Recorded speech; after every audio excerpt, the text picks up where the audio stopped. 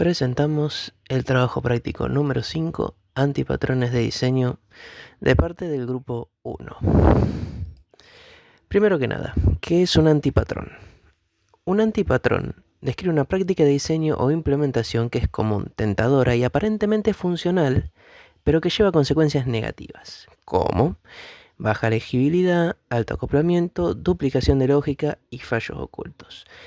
Básicamente, es una elección que hace un programador al desarrollar un programa que aparentemente funciona, ayuda a que el programa haga lo que tiene que hacer, pero que en realidad trae errores y generalmente son muy graves. O es mejor dicho que los puede producir. Nosotros elegimos explicar la entrada del antipatrón, entrada chapuza, o más conocido en inglés como input clutch. ¿Qué pasa? El programador y por extensión el programa asumen que todas las entradas del usuario son perfectas, coherentes y amables. Es decir, el usuario, ya sea una persona o una aplicación que esté utilizando una API o un dispositivo que se esté conectando con otro dispositivo, no importa quién, va a mandar una entrada y se asume que siempre es correcta. Por supuesto, no gastas tiempo de proceso en validar ni un montonazo de cosas, pero eso puede acarrear unos errores gravísimos. Siguiendo con la PPT, esto resulta en un mal diseño en la validación y manejo de las entradas, lo que decía, donde el software no valida correctamente los datos, no maneja errores de entrada inesperados y asume demasiado sobre cómo los usuarios van a interactuar con él. Es decir, imaginando en un modelo de MVC, la vista y el controlador no están para nada. Y el modelo recibe los datos así como vienen y además son exactamente los que necesita para funcionar. Asume eso. Es una locura. Veamos las consecuencias. El antipatrón expone al programa a las siguientes amenazas: fallos en ejecución, errores lógicos o vulnerabilidades, comportamientos impredecibles, que son difíciles de reproducir, para poder ver si los podemos resolver. Y por supuesto, los riesgos de seguridad si alguien aprovecha la falta de validación. Por ejemplo, enviarle a un server algo que no entre dentro de una variable. Por ejemplo, un número mayor al límite de int en un servidor que su proceso esté en C. Pero bueno, veamos ejemplos con mis compañeros de grupo. Bueno, como vimos anteriormente, vamos a mostrar el antipatrón input clutch y acá tenemos un ejemplo práctico para que se pueda entender. Para que se pueda ver lo que es un error de validación o un error de entrada.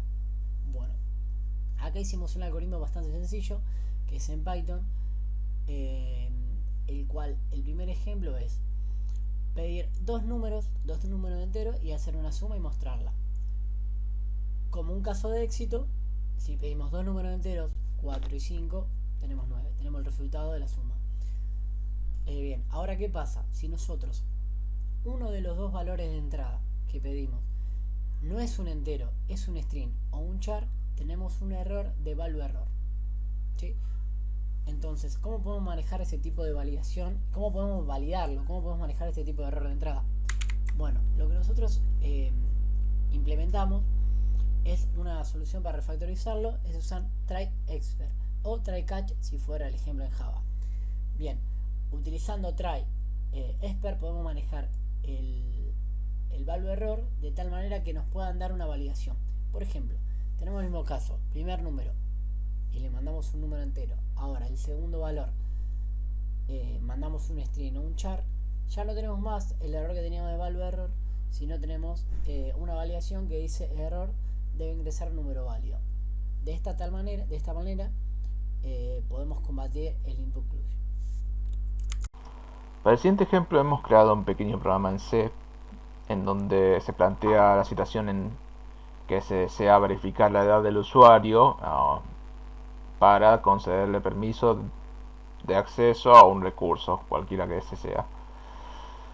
Entonces, utilizando conscientemente el antipatrón de Rachapusa, presuponemos que el usuario va a ingresar correctamente todos los datos en el formato correcto, ¿no?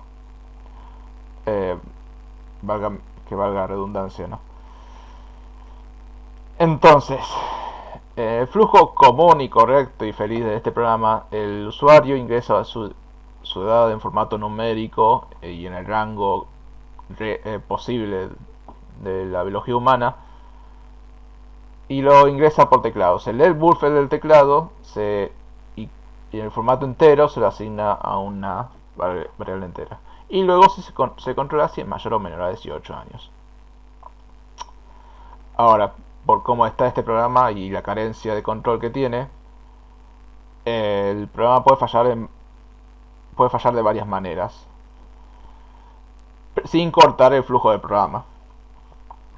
El usuario incorrectamente puede escribir su edad en un formato no numérico y por lo tanto la asignación va a ser incorrecta. Por defecto el scanf, si no es numérico, lo asigna como 0 y eso no tendría sentido para lo que ingresó el usuario. Otra cosa que puede pasar es que el usuario se queda divertido y muy gracioso y quiera probar el procesamiento de la entrada e ingresa una edad en tiempo negativo o edad negativa, lo cual no va a romper el código porque es un entero, pero que no tiene sentido para el universo de discurso de esta situación, y para este caso se va a denegar el acceso. Otra cosa que puede pasar es que el usuario quiera probarlo por el otro lado, quiera poner una edad extremadamente grande, un número extremadamente grande, que puede causar overflow. Y en este caso va a causar overflow en la variable, y el overflow normalmente va en los números negativos, por lo que el control funcionará y se le va a denegar el acceso, pero otra vez va a fallar sin cortar el flujo del programa. En todos estos casos el programa por lógica no se entera que falló, porque tampoco verificó la entrada. Ahora, teniendo en cuenta todos esos problemas que tenemos por la inteligencia del usuario, podemos adaptar un poco el código para que realice validaciones. Ahora, para esta solución, nosotros leemos el buffer de forma genérica y lo asignamos a un vector char caracteres, en donde podemos poder procesarlo como nosotros queramos, pero nos da esa libertad. Ahora, nosotros también agregamos mensajes de error y verificaciones a las funciones que vamos a estar usando, y a través de estos mensajes podemos anunciarle al usuario si algo ocurrió mal en el programa o si el usuario mismo usó mal el programa y usó incorrectamente la entrada. Por ejemplo, se controla si el fget falla en leer el buffer, y de ahí en adelante podemos procesar el vector de caracteres. Se hace una sanitización de la entrada, se elimina los saltos de línea y todos esos caracteres que nosotros normalmente usamos para aceptar o terminar la entrada, terminar el proceso de entrada. Y luego de hacer eso, lo convertimos, ya que está en formato de caracteres, lo tenemos que convertir a un formato numérico entero. Y esta función nos permite eso. También esta función nos permite controlar si hay caracteres que no se pueden convertir a un formato numérico. Entonces, si hay caracteres que no tienen por qué estar en la entrada, lo podemos usar para decir que es un error otra vez en el ingreso. Luego, ya habiendo podido convertirlo a un formato numérico, podemos controlar si está en el rango adecuado y con un rango consentido para el universo de discurso, por ejemplo, en este caso entre 0 y 120 años, por decir un rango de edades. Y luego, terminada esa otra validación, recién ahí podemos controlar si si tiene permiso de acceso el usuario. O sea, la última verificación va a ser la verificación que se pretende hacer. Voy a comentar algunos problemas orientados al desarrollo en backend cuando se cumple este antipatrón. Para este ejemplo, voy a utilizar FastAPI como framework web y Masonite ORM para interactuar con la base de datos. Explicando un poco el código de entrada, tenemos app igual FastAPI, que esto es simplemente una instancia del framework. Abajo de esto tenemos una clase que es user, que justamente es del ORM, para poder crear la tabla en la base de datos y sus campos, que son estos cuatro, para operar. Username, age, email y role. Debajo de esto está el endpoint, que va a ser el que va a tener la lógica de negocio con el que vamos a operar. De entrada, a simple vista, el código parece funcional, pero tiene varios problemas. ¿Por qué? Porque estamos recibiendo directamente el request que nos llega desde el frontend hacia el backend y estamos asumiendo que todos los datos son correctos en este ejemplo. ¿Qué problemas tiene eso? Si alguno de estos campos no está controlado, va a dar un internal server error. Que eso es algo malo, ya que es un error que no está siendo controlado. Por lo tanto, en este caso tenemos 3 campos, pero si son 10, tenemos que validar todo de forma manual. Por ejemplo, username. Si este campo falta, entonces va a dar un key error, que es un internal server error, código 500. Si la edad, age, tiene 20 en lugar de un número 20, es decir, un entero, también va a dar un internal server error. Si no se controla el formato del email de manera adecuada, también va a dar un internal server error. Por lo tanto, va a ocasionar que la lógica de negocio y la validación estén juntas. Y acá tenemos 3 campos nomás. Pero si tenemos 10, tenemos que llenar todo de try catch o todo de try except y hacer un código muy difícil de mantener y poco escalable. Además de esto, como no hay una validación formal de entrada, existe el riesgo de recibir datos corruptos o maliciosos, lo que va a afectar en gran parte la seguridad y consistencia de la base de datos. Por lo tanto, en resumen, con este antipatrón, el diseño va a generar una alta dependencia entre la validación, negocio y almacenamiento, lo que va a volver un backend frágil y difícil de escalar, es decir, poco profesional. Planteando una solución refactorizada, podemos llegar a algo como esto. En esta versión seguimos utilizando FastAPI y Masonite ORM, pero ahora vamos a incluir Pydantic, la cual es una librería muy utilizada en Python con backend para realizar la entrada de datos de forma automatizada. Gracias a esto, toda la validación se va a realizar automáticamente antes de que la función principal se ejecute. Por lo tanto, si un campo falta o el tipo de dato no es correcto, FastAPI va a responder con un error claro y controlado, evitando fallos inesperados en producción. Como ven, antes en el endpoint, lo que nosotros hacíamos es recibir un request directamente. Ahora evitamos eso y recibimos un modelo user_create, que va a tener los campos que antes nosotros validábamos de manera manual. Entonces ahora, con esta solución, la lógica de negocio va a quedar separada de la validación, lo que va a mejorar muchísimo la organización, el mantenimiento y la escalabilidad del código. Porque como pueden ver, ahora simplemente está la lógica de negocio en el endpoint. Por lo tanto, va a ser una estructura mucho mejor y va a servir para que los datos que se guardan sean seguros, consistentes y confiables. Este es un ejemplo muy simple, pero incluso con este ejemplo simple ya se nota una gran diferencia. Bueno, para continuar vamos a ver algunos pequeños ejemplos de cómo el antipatrón input clutch puede llegar a generar vulnerabilidades en la seguridad de las aplicaciones. Para el primer ejemplo, que es el del buffer overflow, se tomó el lenguaje de programación C, pero se podría haber tomado cualquier otro, donde se define un buffer para la recepción de datos de usuario de tamaño fijo, en este caso de 20. Pero luego, a la hora de almacenar los datos del usuario, a la hora de pedir los datos al usuario, no se restringe la cantidad de datos que se pueden ingresar, ni se verifica la cantidad de datos ingresada, por lo que el usuario puede ingresar una cadena de datos de tamaño variable.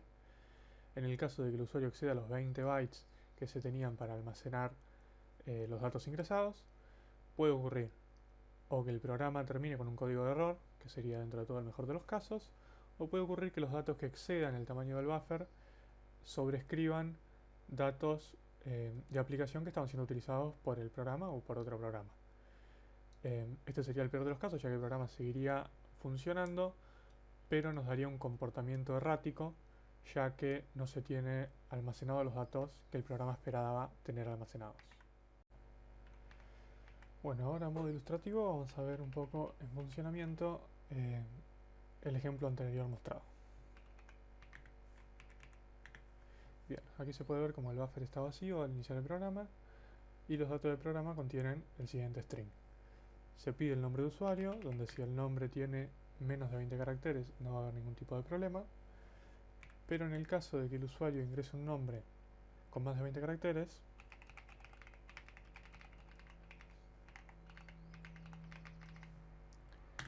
se puede ver cómo el buffer guarda todo lo ingresado por el usuario, pero para hacer esto sobrescribe datos útiles del programa y no queremos que esto ocurra.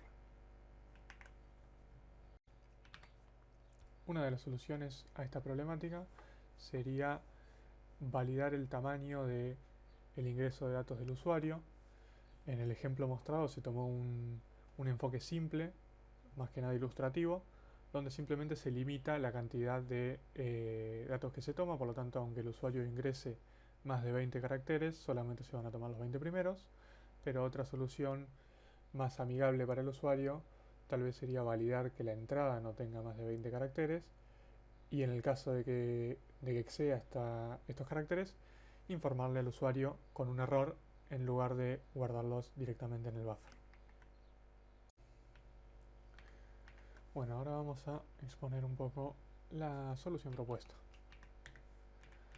donde podemos ver que el programa comienza de la misma forma, pero si ingresamos ahora un nombre de más de 20 caracteres,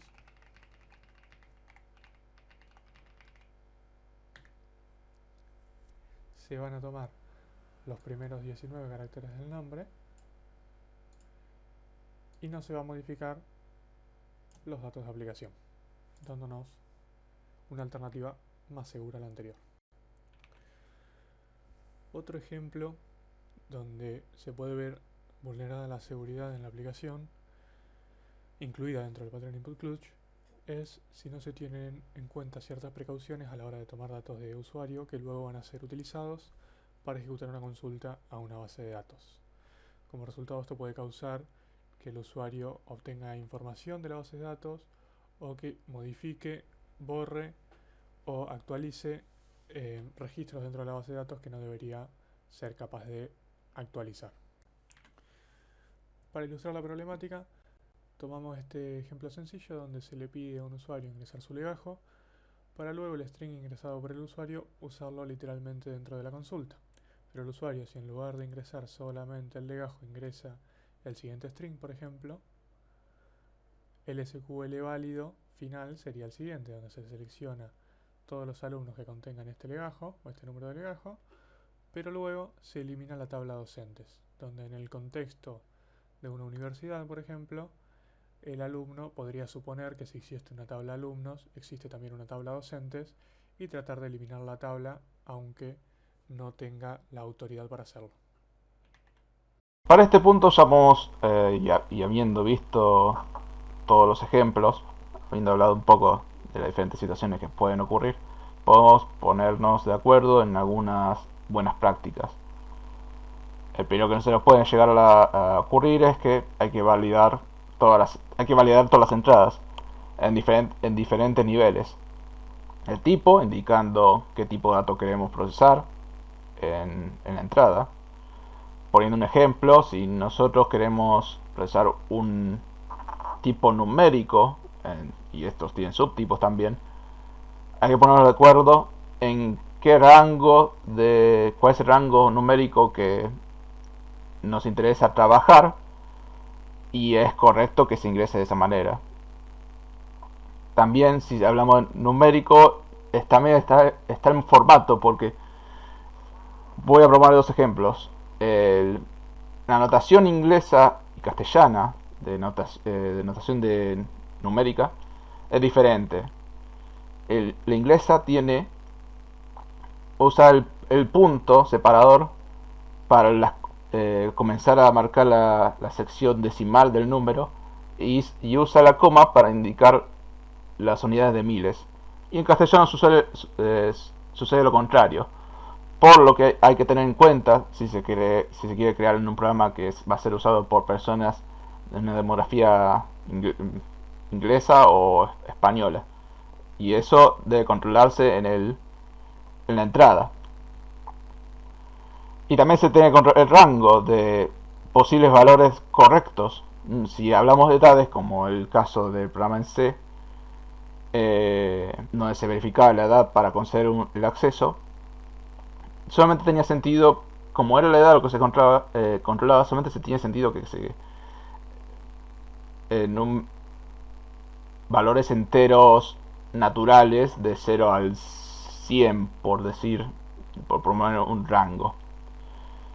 Entonces hay que limitar todas esas posibilidades que el usuario pueda llegar a ingresar por ambigüedades en las presentaciones, en las capas de presentación y en todas esas superficies de falla. Por ergo, no podemos depender de que el usuario entienda perfectamente cómo se utiliza el software. Hay que hacerlo lo más explícito posible sin insultarlo, pero hay que guiarlo para que haga para que utilice el software de forma correcta. Si hay una posibilidad de fallo, el programa lo tiene que manejar con tener en cuenta esos posibles errores y fallar de forma segura, de forma que no sea catastrófica, se detenga el programa y ocurran accidentes no controlados. En el caso de la entrada, se sugiere que el programa le indique al usuario que hizo mal. Ahora, por el lado del flujo de programa, es mejor no tomar la entrada como cierta siempre, es decir,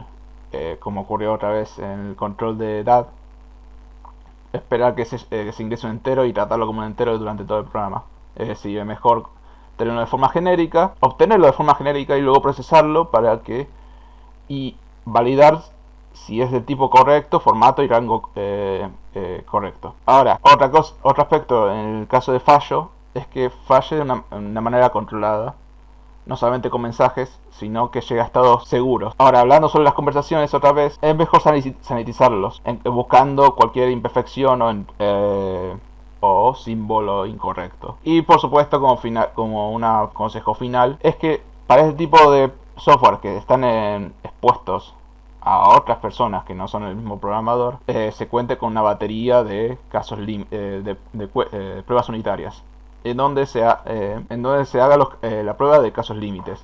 Es decir, esos casos que son muy improbables pero que pueden pasar, y como son improbables, normalmente el programador no los tiene en cuenta. Si se hace una inspección exhaustiva de todos esos casos límites, se reduce la posibilidad de que el programa falle de forma inesperada. La conclusión grupal a la que llegamos con el antipatrón investigado Entrada Chapuza nos dice que no validar correctamente la información que los usuarios envían puede provocar muchísimos errores inesperados, fallas en la aplicación, datos corruptos dentro del sistema, errores de escalabilidad, entre otros. Por eso pensamos que reconocer este tipo de problema nos va a permitir diseñar un software mucho más confiable, con menos riesgos de errores en producción y más profesional. Conclusión. Utilidades. Al conocer este antipatrón, podemos ver los siguientes beneficios. Que nos permite anticipar posiblemente problemas a la hora de ejecución, ya que sabemos cuáles serían los problemas de entrada. Ayuda a escribir código más confiable y más legible y sobre todo más robusto. Y nos facilita la detención y corrección de errores antes que afecten a los usuarios finales. Que no nos tiren error y que no nos rompan el código que desarrollamos. Bueno, en contraposición, podemos usar el patrón proxy, ya que este actúa como un intermediario para que nosotros podamos controlar y filtrar todas las validaciones de entradas que tengamos. De esta forma podemos garantizar que no hayan errores y tengamos nuestros datos que sean correctos. Bueno, y por último, esta sería nuestra biografía donde sacamos todo.